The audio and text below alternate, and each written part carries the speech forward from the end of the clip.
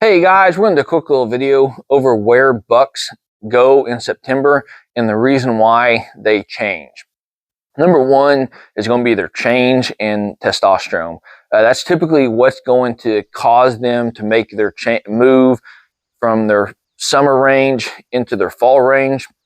And typically that fall range is going to consist of the pieces of property that they feel most comfortable with. And those typically will provide cover, food, and water. And your cover is always going to be crucial, whether it's great bedding areas or you've got a tremendous amount of food, whether those are your acorn drops, your food in regards to agriculture foods or your Nixa hardware food plots there, and then also water. I'm notorious for rolling with a lot of water tanks there, and it really works out good.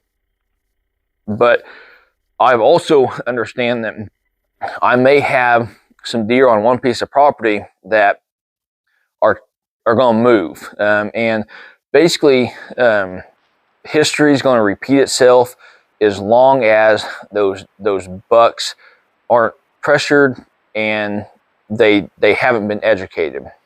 And what I mean by that is you may have some deer that you've watched from 3.5 to grow to 4.5, now 5.5, and you know that 3.5-year-old deer that he actually disappeared, in September, but you know exactly where he went.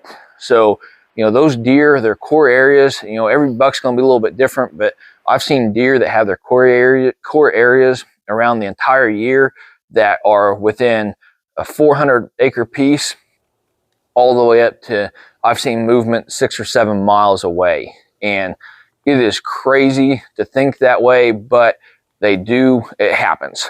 And so I want to get your hopes up super high in regards to these July, August time periods, in regards to seeing these massive deer on these fall ranges. You may get 1 or 2 deer every few years that will stay there and not move off of that fall range and take advantage of it.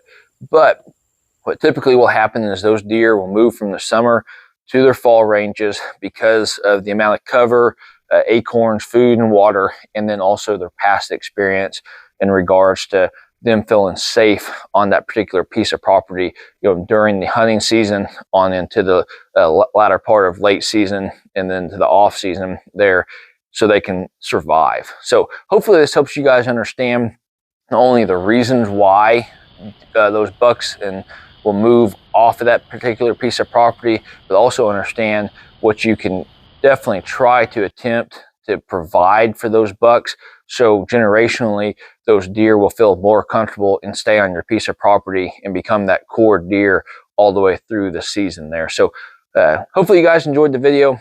Like always, hopefully you guys are getting out there in nature, and best luck on your upcoming hunt.